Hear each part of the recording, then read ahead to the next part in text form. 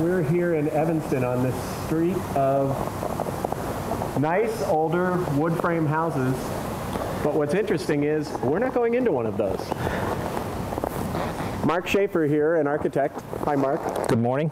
Is taking us into his house, which is behind one of these, right? Absolutely. Let's go back and tell me a little bit about it. Well, we're going to head down the sidewalk along the north side of the front house. And we find something very different back here. I'd like to think so. It was a real find back almost 20 years ago by a commercial. When you saw it the first time? Absolutely. A commercial photographer friend of mine turned me onto it and said it was too small for his use, but he knew that I was looking, and he said, "Mark, this is you." And I came out and saw it, and we started negotiating on the sale, or the purchase, I should say, almost immediately. Here we are inside, and Mark, you said you bought the place in 1989 and the work took until 91, is that right? That's correct. Evenings and weekends. And you actually did some of the labor yourself? Yes, with my dad, who's an accomplished hobby carpenter. Yeah? So what is some of the work you two did? Well, in addition to cutting out the opening to create the two-story living room, Dad fabricated the bullnose out of this piano pinboard plywood order that we got. He also helped me build the stairs erector set style.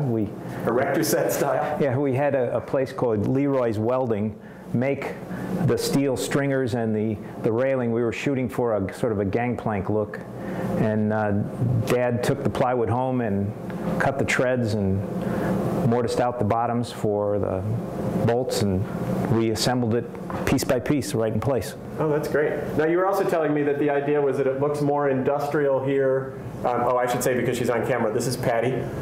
Hi, Patty. Hi. I just panning across her, probably ought to mention who that is. You have sort of a more industrial look in the public spaces, and then it becomes more of a homey look when we go into the bedrooms. I made a conscious effort not to just duplicate a standard frame home throughout the house. I wanted people to, myself included, be reminded that this was once Ward Manufacturing, a metal stamping company building.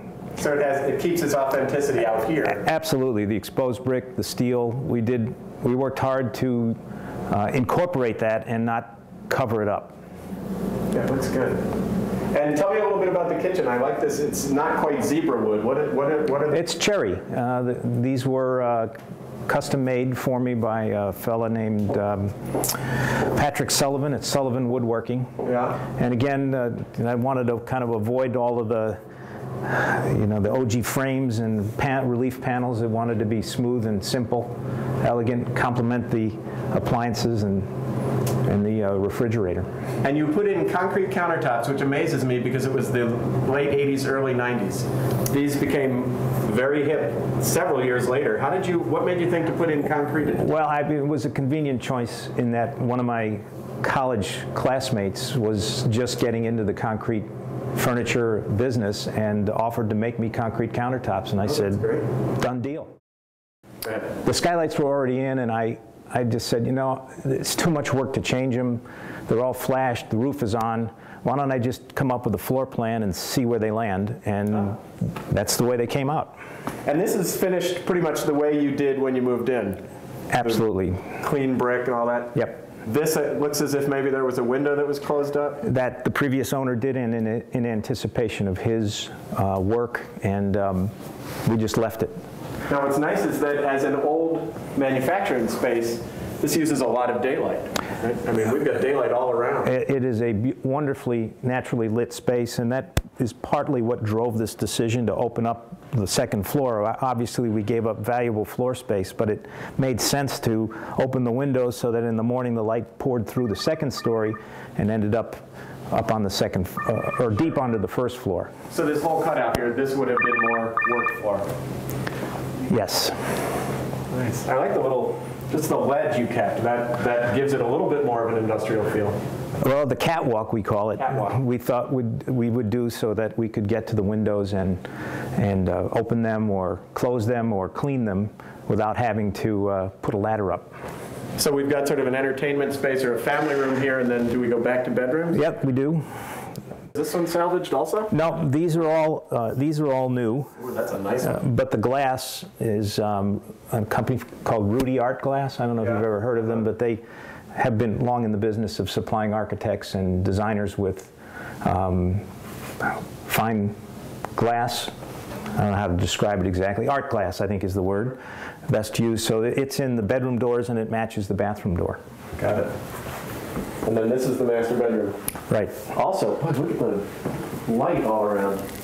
It is, again, large by any measure, and a conscious choice not to use or not to jam in 3 little rooms. Yeah. Let's just get a quick one of the dressing room. Big. The closet shelves and the rod are an old storage system that I got out of a job back in the early 80s. Oh, you're kidding. It was an old shoe factory or a shoe store, and they had this, on the upper floors, they had this racking system. So I kept a bunch of the cast, and you can see the cast brackets. Oh, yeah. Oh, wow. And turned it into a shelf system. Oh, that's great. So again, recycled. This leads over into the master bath. Again, the Brunelleschi tile, just a different size and a different color. Oh, and a great vanity. Is this concrete? It's concrete also. Wow, Rick, really? Another concrete age, beautifully stained. A lot of people think it's leather. Yeah, looking at it. Great finish. It does. You really want to touch it. Wow. Oh yeah, that's nice.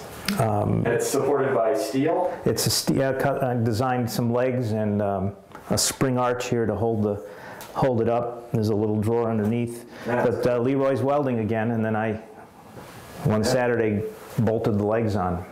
And then it's just a walk-in shower. Just a walk-in shower, again, sort of predating, a precursor to the rage, or the how should I say it, the desire not to have curbs to step in and out of. Right. It's ADA accessible. It is ADA accessible, and never felt the need for the curtain or glass part.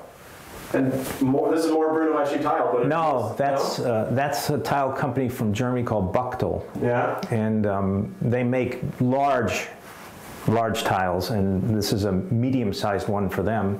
I'm trying to capture how much it looks like leather. It looks like a leather shower. Yep. Which, brings up all kinds of bad ideas, but